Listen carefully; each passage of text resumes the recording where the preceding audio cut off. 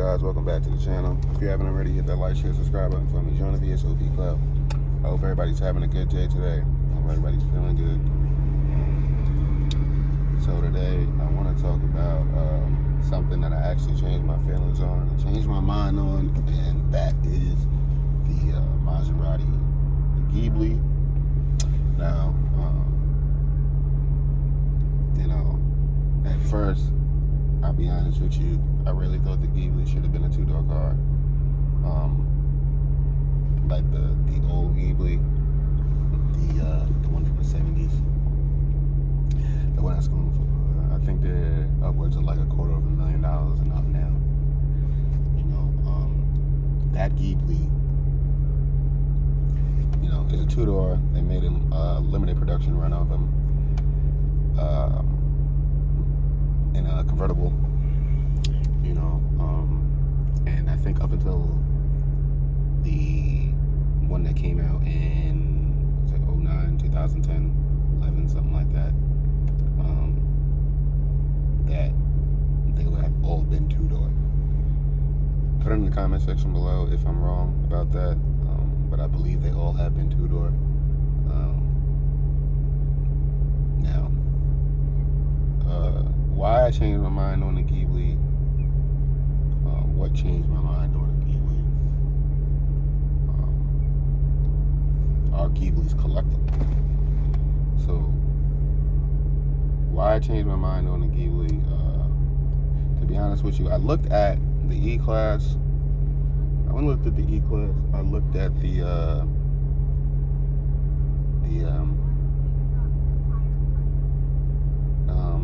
sorry, somebody was talking through me off. I went and looked at the E-Class. I looked at the M5, and I looked at well, I didn't really look at the Audi. I just looked at the M5 and the E-Class. But the E-Class, while I like the E-Class, okay, the E63, for the amount of money that the E63 costs, okay, and if you take the E63, and this is somebody who has an E350, okay, so don't think I'm super biased because I have one. I have an E350. I don't have an AMG. But if you take the E-Class AMG, okay, you take the E63, and you take it and you put it next to an E350 or E400, okay, of the new one. I forgot the number of the lower trims. Okay. Those cars look way too similar. Now, I know the E63 has an aggressive bumper on it. Updated interior, but in a way bigger engine. But at the end of the day, guys, nobody is really gonna know the difference outside of a car enthusiast about the difference between the E63 and the E400.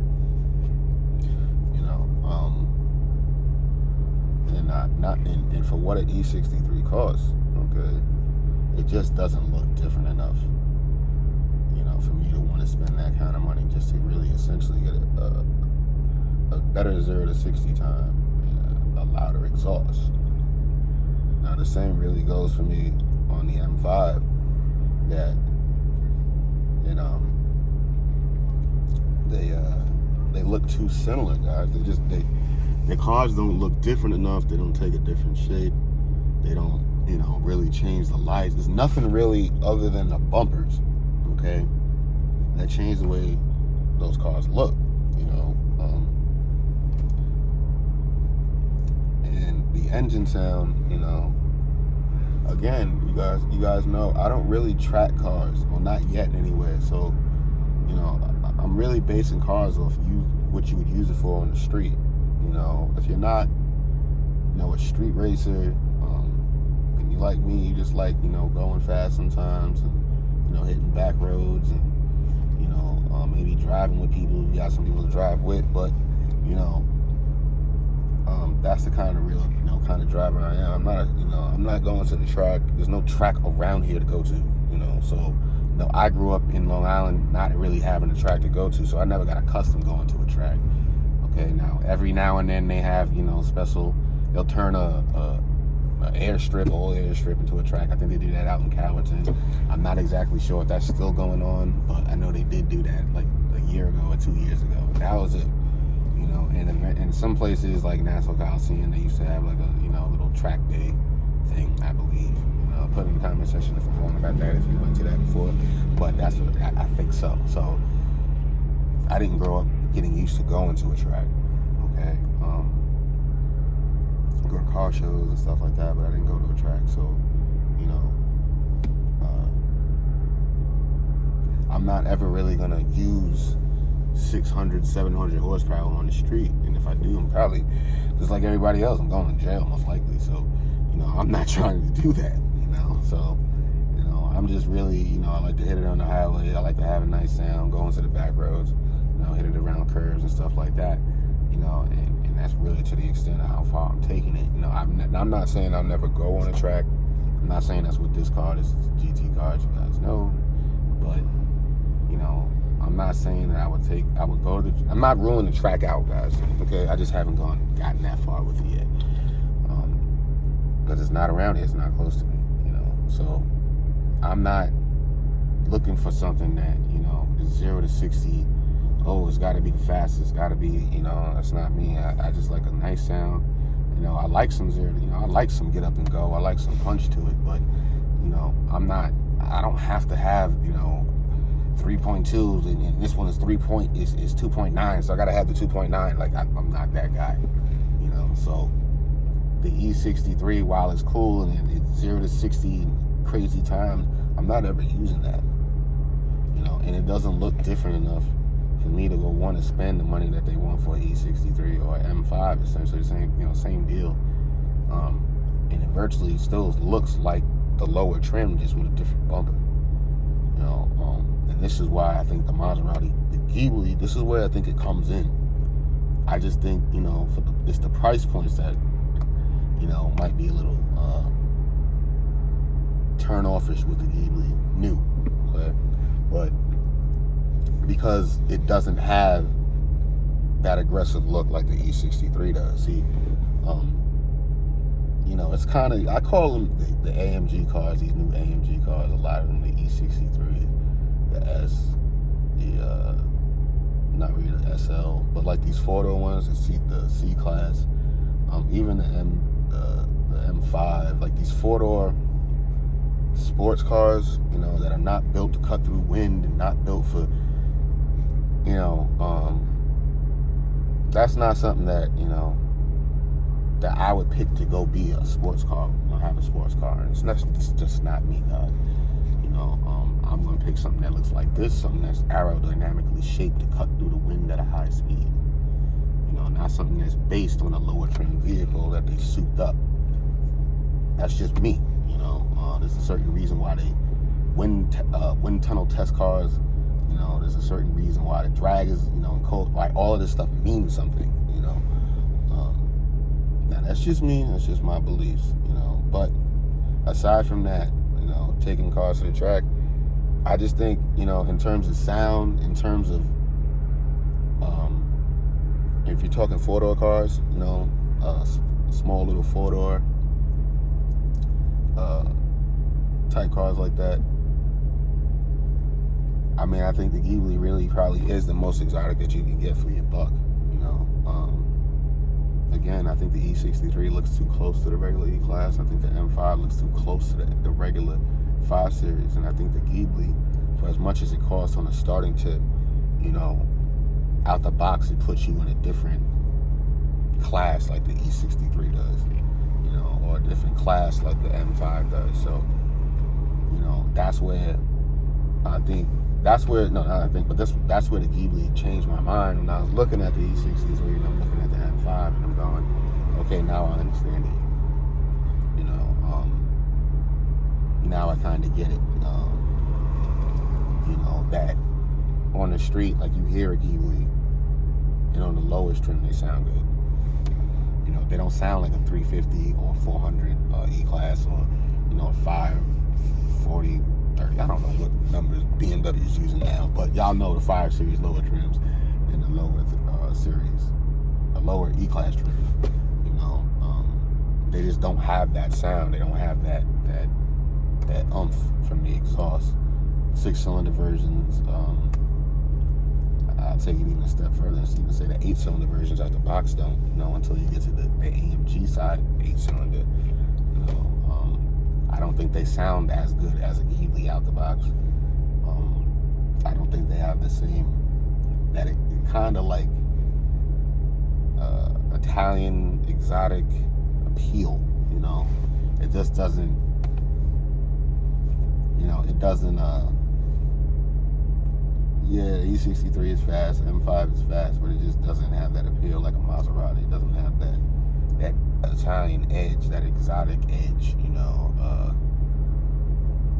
It just doesn't. No, not to me. And this is where, to me, the Ghibli comes in. And makes, especially when you start talking about the Trofeo and all of that.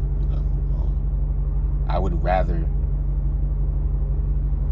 and I haven't drove one, but just off name recognition, off of, me saying I spent this kind of money on a car long term, I would rather say that I spent that kind of money when you're talking about going into AMG trims, and I would rather say I spent that on a Ghibli long term, because it just has more of a appeal, more of a rarity to it. It's something you don't see every day. Like you see people, you can tell somebody, yeah, I spent $100,000 on an E-Class, brand new E63 AMG, and you pull it up right next to a 400, and the only people that are really gonna know are the enthusiasts. Most other people, they're really not gonna see the difference too much. But if you have a Maserati, a Ghibli, and you pay that same money, they'll put you in a different class or separate you from the pack. And that's what the Ghibli does. It kind of separates. It does what the E63 and the M5 want to do. Okay? And that's separate them from the rest of them. And as much as I like the E63, it just looks too much like a regular E-Class. And the M5, it just looked too similar, to the regular, the regular body, the lower trim, sorry. Now, I do still believe that a small 2-door Ghibli sports car would have been dope for Maserati. That would have been really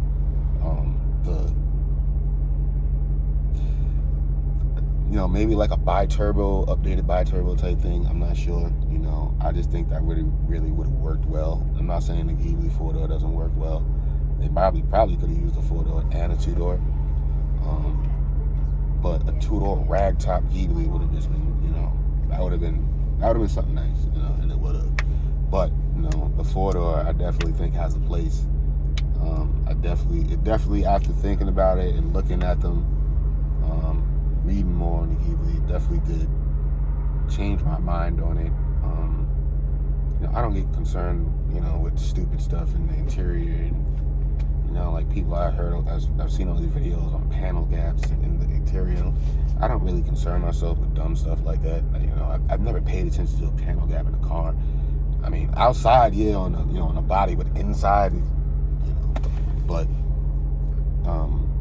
I do think, especially the Trofeo Ghiblis, when they're like 550, I do think that definitely one day will be a classic, will be a collector car. The lower trims, I can't say yet. I did check the production numbers on them on Wikipedia, and I know this is, Wikipedia, sometimes people can change things, but it says 20,000. 20,000 is some change for the U.S., 20,000 is some change for Europe. So, I mean, they do have a chance to definitely become a classic, in years to come. Especially 20, 30 years from now, I can definitely see, especially you see so many of them on the used car lots, okay, depreciating, and what that's going to cause is, you're going to see a lot of people buy those cars that can't afford them, and a lot of them will end up in a junkyard, so in years to come, a lot of years to come, the value of them, I believe, may rise in some years to come. Okay, it's not around the corner, so don't some years to come. But I do think that they definitely have a place. I think they definitely could be collector cars one day, especially the higher trims, the Trofeos, and I definitely think those definitely can be collector cars one day. So my mind did get changed on the Ghibli. That really happened after really seeing a few of them and getting to hear them on the street and realizing after I heard it on the street that like even the lower trim Ghibli sound good, and they sound better than the lower trim Benzes and the lower trim BMWs to me out the box. Okay, they have more of an exotic appeal than those cars out the box. And it has a Ferrari engine in it as well, so that it just adds to it. There's you gotta understand the Ghibli's about to be out of production now. They're not making any more Ghiblis. Okay, so it's a wrap. So you're gonna have the Quattroporte redesign with a Maserati engine. You got the Gran Turismo redesign. Well, hardly redesigned, but with a Maserati engine, not in conjunction with Ferrari. So all of these new cars coming out are really, to be honest with you, these are really true Maseratis, since before the Citroen era. I believe, yeah. Guys, put in the comment section, I think Citroen was the first person to buy a Maserati. Put it in the comment section if I'm wrong about that. But yeah, so these will be the first, quote unquote, 100% all the way through Maseratis. And I think the old ones, guys, are definitely going to go up in value, especially all the ones that with Ferrari engines. The one thing I think that's holding them back is the tunability. If they could find a way to tune these engines and make them more like the superchargers, not $30,000-$40,000 type thing, bring it down to more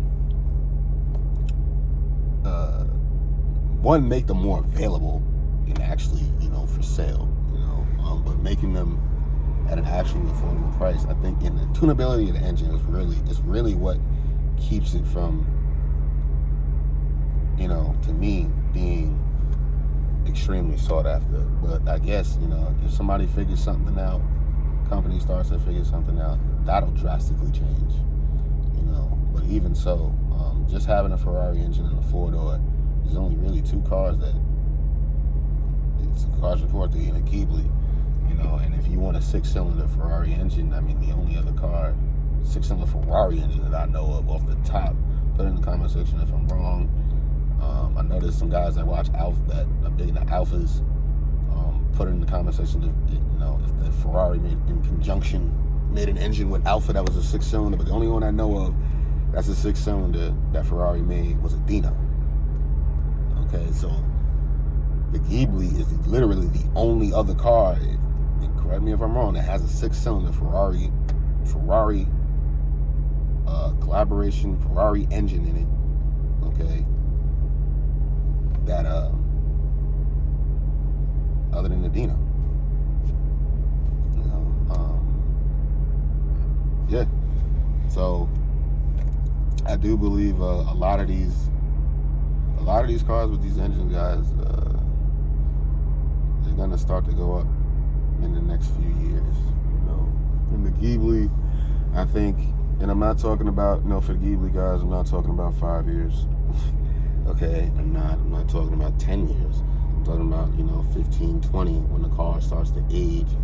All right, you don't see many of them on the road anyway.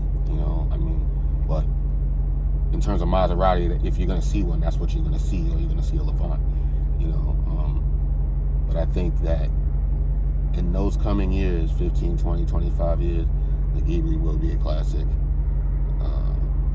and it will. Those are my thoughts.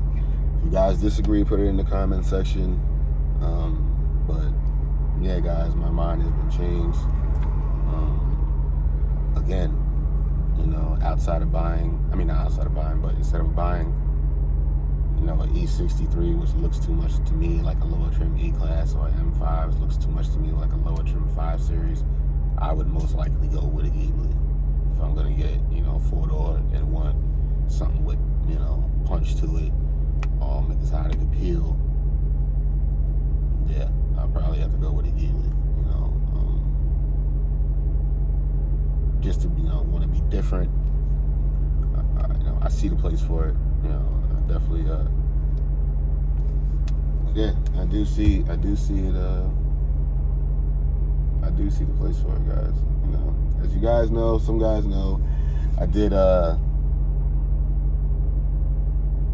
used to think that the Ghibli should have been a 2-door car.